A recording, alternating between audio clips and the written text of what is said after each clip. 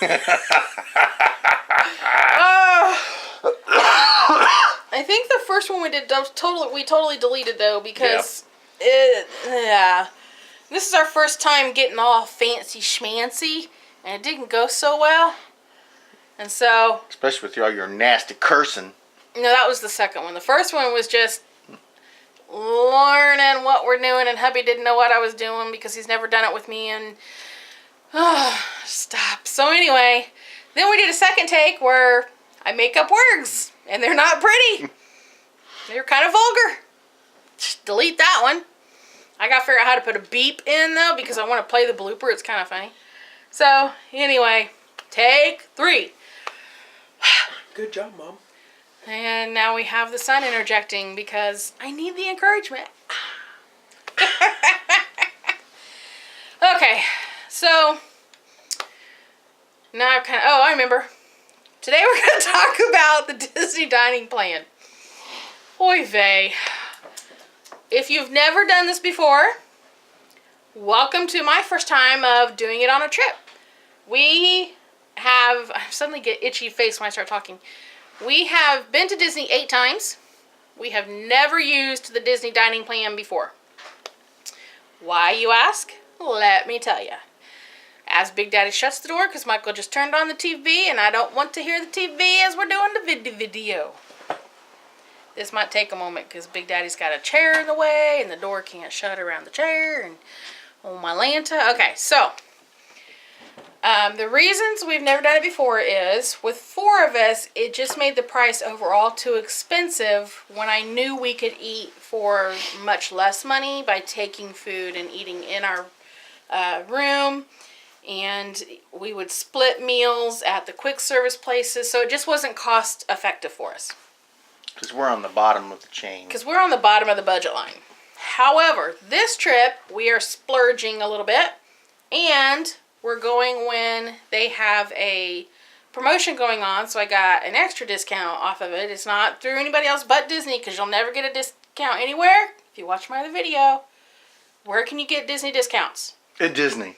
Only through Disney. So if Disney's not offering it, it's not true. And we're not taking the 2 kids this time. And it's just hubby and I going. It's not all 4 of us. Which gives us more money, honey. So I'm spending it on something I have always wanted to do.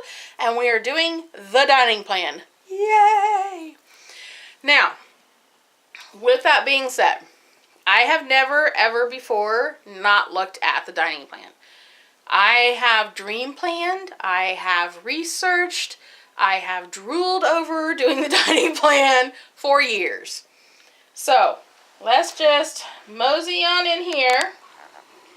And hubby's going to give me cues when he's got it focused and when he's okay and ready to move on to the next part. And I'm going to slow down a tad bit so that he has time to give me the cues. We're working as a team here, people. Working as a team. Okay, so the first thing, if you don't have, you need to have a Disney account. This will make your planning 100 times easier and possible, period. End of discussion. You can make reservations without this. I would recommend calling Walt Disney World to do that. But, just do it here. It's easier. So, you've got your account set up. You're at your 180 days because you can only book at 180 days out from your trip. You got your account. You got your 180 days. It's time to start planning. So you go to the Things to Do tab. I'm waiting on the queue. Okay. And then you go down to Make Reservations. You click on it. And there it goes. Up. I don't know why it does that. Now you see this beautiful screen. I'm going to scroll up, honey. Just stay put for a second. There we go. If you see this part right here, it says All Parks and Resorts. The Disney Dining Plan, which is the second tier of planning you can get, lets you reserve places other than just inside the parks and the meals still be covered. And it will tell you on the reservation when you're making it whether or not it's covered. So, if you're going to do it this way, leave it on all parks. That's fine. I like to pick a park because then I know what day I'm going to what park. It is easier to book your parks after you book your reservations, or plan your parks, because trying to plan a certain reservation on a certain day in a certain park is much more difficult than figuring out what park you're going to after you've made your reservations, because it all will depend on what reservations are open and what ones are not. So we're going to say it's in June 8th. This is not our actual trip date, for the record. At 2 p.m. for 2 people, and we picked Magic Kingdom. It's fine. It's the same thing I was at earlier. Now, if you want to filter out experiences, do you want it to be a character experience? We'll click on Dining Experience. I'm going to scroll this up a tiny bit. There we go. And you can pick character dining, casual dining, dining events. I'm going to leave it all open just so it'll show us all reservations. But if you're wanting a specific type, this is where you'll select that. I've never picked a price per person range. However, we'll click on that and see what it does. So this would be the lowest, obviously, which is normally your snacks and quick service. This is snacks, sorry. This one, the $15 to $29 range, is quick service. This would be table service, and this would be the ultimate in table service, but there we go. And then you can also pick what kind of cuisine are you looking for. You're going to be in Africa that day, or in Epcot that day. So maybe you want to pick Mexican cuisine, or maybe you want to pick Asian cuisine. So this is where you would do that. Again, I leave it all open because it gives you more chances to get a reservation. The next one you would look at is your guest ratings. Do you want the 5-star, or do you just not really have a preference? Again, I leave everything open. Disney, more than likely, you're not going to have a bad experience. So then we click Find a Table. Are we up there? Sorry. Okay. Click Find a Table. That's going to work for us. Working it. Go, baby. Go, baby. Okay. Click over here to get that off of there. I'm going to scroll up. Honey, don't panic yet. As you can see, we've got a Crystal Palace, and we can reserve at $135 or $215. For kicks and giggles, let's have a really late lunch, and hopefully it'll be less crowded. That's another thing to keep in mind. If you go with the standard dinner times, the standard meal times, it's going to be more crowded. If you don't mind waiting, then you might have less of a crowd to deal with, and you'll be able to have maybe a better experience. The characters won't be so rushed. You'll be able to spend more time with them. Hello. So then it's going to ask you to pick the people in your party. So if you want just yourself, then you leave it on just yourself. But if you want to add somebody, and like I did last time for kicks and giggles, let's just pick Jaden. You're going to go down. You got it? We're going to go down to next.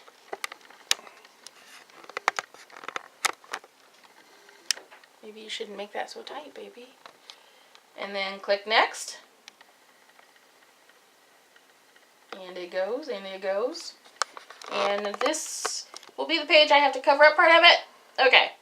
So this is the one where it asks if I want to use the same credit card I've used every other time. If you do,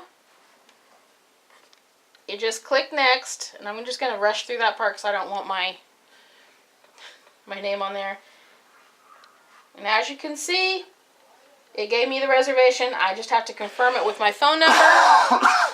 I would have to confirm it with my phone number, which I put in right there. And my computer trips out. Alright, so now you know how to get through that part. I'm going to exit out of there and get my information off of there. And that's how you do a dining reservation. After you have done that, this is really, truly the best Disney dining advice I have ever gotten. And it's from a woman named Amanda W. Her YouTube site is Amanda W. And it's called Disney Dining Plan Calculator. I'm going to scroll up real quick. This site is amazing. even if you're not doing reservations, you can go on this site and click in all the restaurants you want to go to, and it will tell you how much it's going to cost you within a couple of dollars for your dining for your whole trip. So if you plan on eating somewhere every day, this will tell you how much you're spending. So the first thing you're going to do is tell them about who all is going. So we know we have 2 adults on this trip. And for kicks and giggles, we're saying we're going June 13th through June 19th. Then we'll go over here. And this is how it kind of knows that you have a dining plan. You're going to put in whether or not you want appetizers per table. How many? We're not appetizer people, so we didn't pick any. Oh, excuse me. Do we want desserts per table? How many of those? How many snacks per day per person? How many mugs? There's 2 of us, so we're going to get 2 mugs. Then you go down, and this is where I'm sure hubby will want to do his biggest zoom in. Am I correct? Well, just get to where you need to go. I'm leaving it right there for a minute until I get it all done. I can only zoom in to a certain... I know. So, then you plug and chug all of the restaurants you're going to eat at. So if you're getting there on the 13th, and you know you're going to be there in time to do a breakfast somewhere, but you're just going to do an average breakfast at your resort, you're checking in, going to grab some food, going to go get into your hotel or into your resort room, get settled in. So you click that and add that one to your plan for the day.